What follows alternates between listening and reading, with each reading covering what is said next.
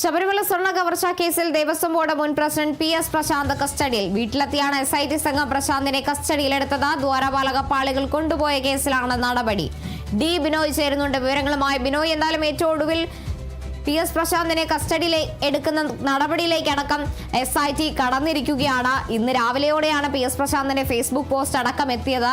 തന്നെ അറസ്റ്റ് ചെയ്യാൻ രാഷ്ട്രീയ സമ്മർദ്ദം അടക്കമുണ്ട് എന്ന് ചൂണ്ടിക്കാട്ടിയായിരുന്നു ആ ഫേസ്ബുക്ക് പോസ്റ്റ്. അതിന് പിന്നാലെയുള്ള കസ്റ്റഡി അല്ലെങ്കിൽ അറസ്റ്റ് അല്ലേ?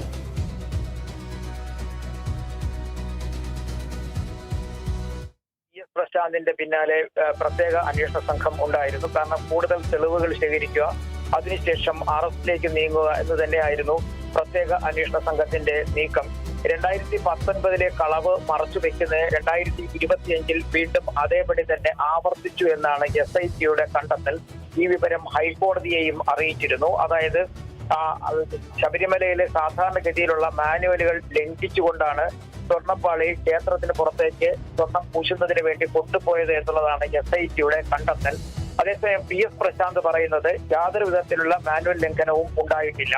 കൃത്യമായും ശബരിമല ക്ഷേത്രവുമായി ബന്ധപ്പെട്ട് തയ്യാറാക്കിയിട്ടുള്ള നിയമാവലിക്ക് അനുസരിച്ച് തന്നെയാണ് തിരുവാഭരണ കമ്മീഷന്റെ നിർദ്ദേശപ്രകാരം ബോർഡിന്റെ അനുമതിയോടുകൂടി ബോർഡ് ഉദ്യോഗസ്ഥരാണ് ഈ ചെമ്പ് പൂശിയ സ്വർണ്ണപ്പാളികൾ വീണ്ടും മിനുക്ക് പണികൾക്കായി ചെന്നൈയിലേക്ക് സ്മാർട്ട് വേസ്റ്റ് ഓഫീസിലേക്ക് കൊണ്ടുപോയത് എന്ന് PS പ്രശാന്ത് പറയുന്നുണ്ടെങ്കിൽ തന്നെയും അത് പ്രത്യേക അന്വേഷണ സംഘം അംഗീകരിക്കാൻ തയ്യാറാകുന്നില്ല എന്നുള്ളതാണ്. അതേ തുടർന്നാണ് ഇപ്പോൾ കസ്റ്റഡിയിൽ എടുത്തിരിക്കുന്നത്. PS പ്രശാന്തിനെ കൂടാതെ അന്നത്തെ മെമ്പറായിരുന്ന അജികുമാറിനെയും കസ്റ്റഡിയിലെടുക്കും എന്നുള്ള വിവരങ്ങളാണ് നമുക്ക് മനസ്സിൽ കിട്ടുന്നത്. അജികുമാറിനെ സംബന്ധിച്ചിടത്തോളം അജികുമാർ അന്ന് ദേവസ്വം ബോർഡ് മെമ്പർ ആയിരുന്നു. മാത്രവുമല്ല ഈ പ്രശാന്തിന് കൂട്ടുനിന്നു എന്നുള്ളതാണ് അദ്ദേഹത്തിനെതിരെയുള്ള ഒരു ആരോപണം. ഇതുകൂടാതെ അന്നത്തെ തിരുവാഭരണം കമ്മീഷണറായിരുന്ന M റെജിനാലിനെയും അറസ്റ്റ് ചെയ്യാനുള്ള സാധ്യത ഏറിക്കഴിഞ്ഞിരിക്കുന്നു. ഇവരെ കൊല്ലത്ത് എത്തിച്ചതിന് ശേഷം കോടതിയിൽ ഹാജരാക്കാനാണ് ഇപ്പോഴത്തെ തീരുമാനം. PS പ്രശാന്തിനെ അറസ്റ്റ് ചെയ്തതിനു ശേഷം കൊല്ലത്തെ ക്രൈംബ്രാഞ്ച് ഓഫീസിലേക്ക് കൊണ്ടുപോയി എന്നുള്ള വിവരങ്ങളും പുറത്ത് വരുന്നുണ്ട്. എന്തായാലും ഈ ശബരിമല സ്വർണ്ണപ്പാളി വിവാദവുമായി ബന്ധപ്പെട്ടുള്ള നടപടിക്രമങ്ങൾ വീണ്ടും ശക്തി പ്രാപിച്ചിരിക്കുന്നുവെന്ന് തന്നെ പറയാൻ കഴിയും. ഇനി ഈ കേസിൽ തന്ത്രി കണ്ഠരര് രാജീവരും ഒപ്പം തന്നെ നേരത്തെ മരണമടഞ്ഞ ശബരിമല എക്സിക്യൂട്ടീവ് ഓഫീസറായിരുന്ന മുരാരി ബാബുവും ഉണ്ണികൃഷ്ണൻ പോറ്റിയും ഉൾപ്പെടെയുള്ളവർ ഉണ്ട്.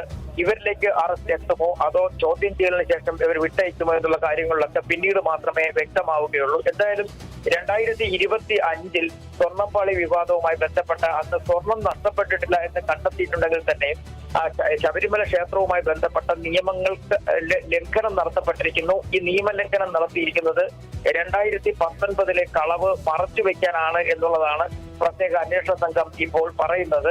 ഇതുമായി ബന്ധപ്പെട്ട് കൂടുതൽ പേരിലേക്ക് അന്വേഷണം പോകാനുള്ള സാധ്യത തള്ളിക്കളയാനാകില്ല. അതേസമയം PS പ്രശാന്ത് നേരത്തെ തന്നെ വിസ്തീർണമായി പറഞ്ഞിരുന്നത് ഈ 2019 സ്വർണ്ണപ്പാളികൾ ചെപ്പുപാളികൾ സ്വർണം പൂശിയതിനു ശേഷം വീണ്ടും അതിന് ഗ്യാരണ്ടി ഉണ്ടായിരുന്നു. ആ ഗ്യാരണ്ടിയുടെ അടിസ്ഥാനത്തിലാണ് ഉണ്ണികൃഷ്ണൻ പോറ്റിയെ വിളിച്ചതും ഉണ്ണികൃഷ്ണൻ പോറ്റി വഴി വീണ്ടും ഇത് സ്വർണം പൂശുന്നതിന് വേണ്ടി ശ്രമം നടത്തിയതും അതിനപ്പുറത്തേക്ക് യാതൊരു വിധത്തിലുള്ള ഇടപാടുകളും നടന്നിട്ടില്ല എന്ന് ഉണ്ണികൃഷ്ണൻ പോറ്റിയുമായി ബന്ധങ്ങളില്ല എന്നും ഒക്കെ PS പ്രശാന്ത് പറഞ്ഞിരുന്നു. അദ്ദേഹം വാർത്താ സമ്മേളനത്തിലൂടെയും അപ്പം തന്നെ മാധ്യമങ്ങളെ കാണുമ്പോഴും ഒക്കെ അദ്ദേഹം പറഞ്ഞിരുന്നത് അത് തന്നെയായിരുന്നു.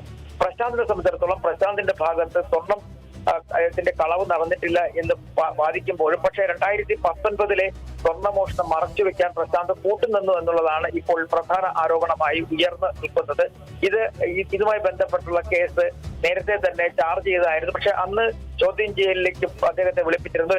രണ്ട് പ്രാവശ്യം ചോദ്യം ചെയ്ത് വിട്ടയക്കുകയും ചെയ്തിരുന്നു. പക്ഷെ അതിനും അപ്പുറത്തേക്ക് SIT കടുത്ത സമ്മർദ്ദം ഹൈക്കോടതിയിൽ നിന്ന് തന്നെ ഉണ്ടായി. കാരണം ഇതുവരെയായും കുറ്റപത്രം സമർപ്പിച്ചിട്ടില്ല. കഴിഞ്ഞ ഒക്ടോബറിൽ അന്വേഷണം തുടങ്ങിയിട്ട് വളരെ വേഗത്തിൽ കുറ്റപത്രം സമർപ്പിക്കണം എന്നായിരുന്നു അന്ന് ഹൈക്കോടതി നൽകിയ നിർദ്ദേശം. പക്ഷെ ഓരോ പ്രാവശ്യവും ഈ പ്രത്യേക അന്വേഷണ സംഘം സമയം നീട്ടി ചോദിച്ച് മുന്നോട്ട് പോയിരുന്നു. ഒപ്പം ഒരു കുറ്റപത്രം നൽകാത്തത് വലിയ തരത്തിലുള്ള ചർച്ചയാവുകയും ചെയ്തിരുന്നു. സാധാരണഗതിയിൽ ഈ കുറ്റപത്രം നൽകാത്തതിനെ തുടർന്ന് തന്നെ ആദ്യഘട്ടത്തിൽ അറസ്റ്റായ എല്ലാവരും ജാമ്യം നേടി പുറത്തിറങ്ങുകയും ചെയ്തു.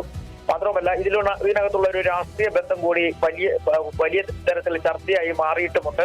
CPIM-ന്റെ ബോർഡ് അംഗങ്ങളായിരുന്ന സംസ്ഥാന ജില്ലാ കമ്മിറ്റി അംഗങ്ങൾ ഉൾപ്പെടെയുള്ളവരാണ് ഇതിനകത്ത് ഉണ്ടായിരുന്നത്. അപ്പോൾ അത് തന്നെ CPIM-ന് വലിയ തരത്തിലെ ഒരു തലവേദന.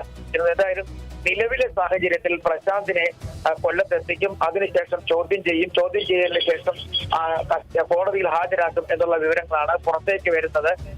ഇപ്പോൾ കിട്ടുന്ന വിവരം അനുസരിച്ച് SIT വളരെ വേഗത്തിൽ കേസന്വേഷണം പൂർത്തിയാക്കും. കാരണം കോടതി നൽകിയിരിക്കുന്ന സമയത്തിനുള്ളിൽ തന്നെ ഇത് പൂർത്തിയാക്കേണ്ടതായിട്ടുണ്ട്. കുറ്റപത്രം വേഗത്തിൽ സമർപ്പിക്കും എന്ന് കഴിഞ്ഞ ദിവസം ഈ പ്രത്യേക അന്വേഷണ സംഘം ഹൈക്കോടതിയെ അറിയിച്ചിരുന്നു. അതുകൊണ്ട് തന്നെ ഈ അറസ്റ്റ് കൂടി പൂർത്തിയായാൽ മാത്രമേ അവർക്ക് കുറ്റപത്രം നൽകാൻ കഴിയുകയുള്ളൂ. ഒരു പക്ഷേ ഒറ്റ കുറ്റപത്രമായിട്ടായിരിക്കും നൽകാനുള്ള സാധ്യത. ഒരു കേസിന്റെ ഭാഗമാക്കി വെക്കാനായിരിക്കും സാധ്യത. എന്തായാലും നിലവിലെ സാഹചര്യത്തിൽ SIT വളരെ വേഗത്തിൽ കാര്യങ്ങൾ നീക്കി തുടങ്ങിയിരിക്കുന്നു. അറസ്റ്റുകളിലേക്ക് പോയി കഴിഞ്ഞിരിക്കുന്നു. ഇതുമായി ബന്ധപ്പെട്ട കൂടുതൽ അറസ്റ്റുകളുടെ സാധ്യത തള്ളിക്കളയാനുമാകില്ല. ശരി, എന്തായാലും ശബരിമല സ്വർണ്ണ കവർച്ച കേസിലാണ് PS പ്രശാന്തിനെ കസ്റ്റഡിയിലെടുത്തിരിക്കുന്നത്. വീട്ടിലെത്തിയായിരുന്നു ഇത്തരത്തിൽ SIT സംഘം പ്രശാന്തിനെ കസ്റ്റഡിയിലെടുത്തത്. ചോദ്യം ചെയ്യലിന് ശേഷമായിരിക്കും അറസ്റ്റ് അടക്കം SIT രേഖപ്പെടുത്തുക. D ബിനോയിയാണ് വിവരങ്ങൾ നൽകിയത്.